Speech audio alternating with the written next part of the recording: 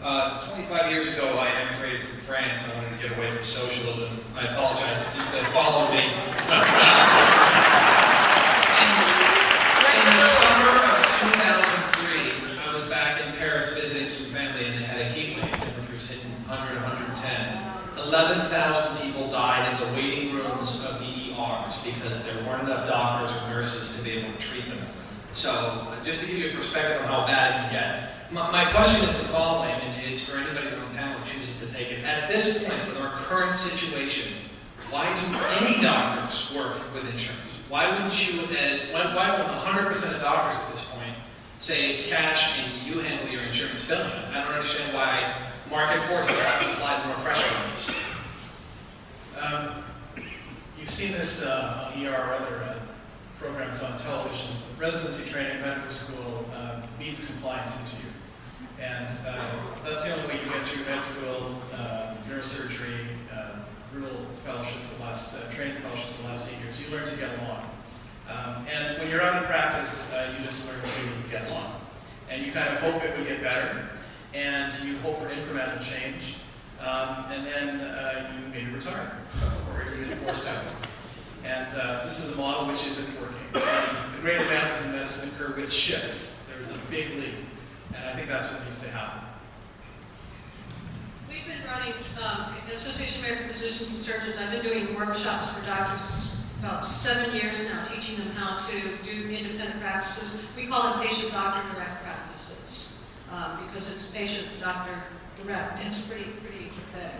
And it is a big leap for doctors to get over it. You have to understand, doctors by nature follow the rules, try to work within the system, because they're scientists, and you can follow the rules that work through the system.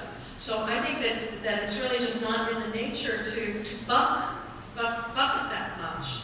And also, I think that frankly we played on their good natures and their compassion, that people won't be able to afford it if they ask for payment up front. I know when I take my dog in, I have to pay up front. I have to pay for time of service. The vets will still ask for it, but they haven't been quite inundated with insurance. But doctors have been guilted into that to some degree. And that's true. I was out of Medicare and Medicaid for more than 13 years, and there are an enormous number of hassles being in those systems. But while I agree that it's better to be out, it's much cleaner, and you go home not wondering if you've played within the rules or not, because the rules are the rules that everybody has. Your fellow doctors sort of peck at you, direct patients away from you, wonder out loud why you're not doing this. I think there will be a shift, but I don't think the critical mass has quite gotten there yet. Although this has helped. By the way, as supplements to your story, I just want to tell everybody, if you want to read more about this August 2003 heat wave, on National Review Online yesterday, there was an article by a guy named Dennis Broyles, B-R-O-Y-L-E-S. You can look in the archives. I think it's called August Anniversaries. He wrote a 2-page article on this heat wave. The thing is, August is a month vacation. And all the union healthcare workers in the French healthcare system were on vacation. So when the elderly went to the hospitals, there were no doctors and no nurses, and no physician assistants on vacation, and the union would not call them back, despite the fact that there were people dying in the emergency rooms. On one day, 2,200 people died in one day of heat, because also due to environmental concerns, a lot of houses don't have air conditioning, and a lot of hospitals don't have AC. But there's some incredible details on this, and if you check the Dennis Broyles National Review Online yesterday, I think it's called August Anniversaries, it tells you, I think, what the future of our healthcare is going to be if we go down this road. Yes, I'd like the doctors, my name is Doug Wellstone, to comment, if you would, on the Whole Foods plan and what that plan is like.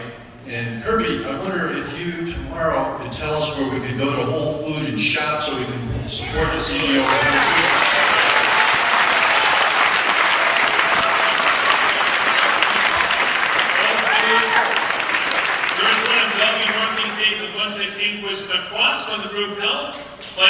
we've had people out there, I've been out with Tea Party people.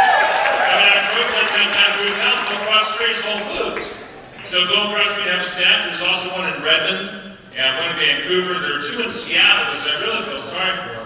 But there are 5 in the general area of Vancouver, Bellevue, Redmond, and 2 in Seattle. We've been working around the country to start to organize shop-ins at Whole Foods. Yeah! In Washington, D.C., we have a national doctors rally at the Capitol, and that is the only corporation that I have invited and will allow to show up. And I think they're going to even donate water. Explain. Be sure to tell them that you're there. Yeah, absolutely. Yeah, what the CEO of Whole Foods said was basically we need more patient-directed healthcare.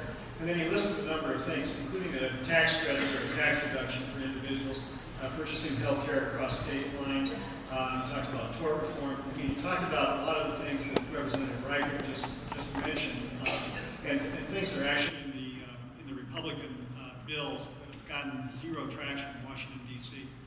So, and of course, the ironic thing is, most of the people, I shouldn't say most, many of the people that shop at Whole Foods are ultra-liberal, and they're up in arms, and you've heard about the boycotts and so forth.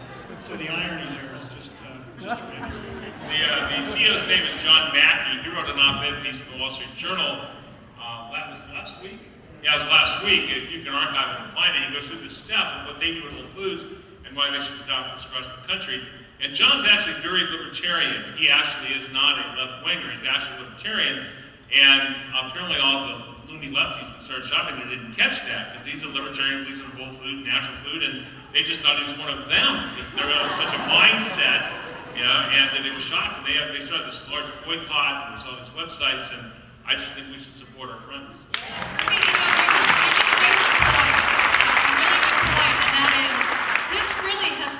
Nonpartisan issue. This is not about Democrat and Republican. Because, for example, we have a really big ally in the folks who are into natural foods and alternative medicine, who normally we would think tend to squish on us to the left. But because of the privacy issues, because of the choice issues and the access issues, they've been strongly with us. And I risk even saying that the ACLU has been is actually coming out strongly on the fishing expedition of the Obama administration about reporting people in the cookies. So don't just assume that somebody lines up a certain way. There's these, this is nonpartisan. This ain't a done deal either way. And we've got a lot of Republicans up on the Hill who keep saying that, oh, we have a goal of universal coverage, universal insurance. And that sounds a lot like, to me, like a mandate. Just remember, broken clock is right twice a day. Okay. Do you have any thoughts on Whole Foods? Okay. All right, next question. Over there. Well, we went there, and we're going to go up there. That's okay. That's fine. We're here. But, Sean Salazar. Sean, welcome.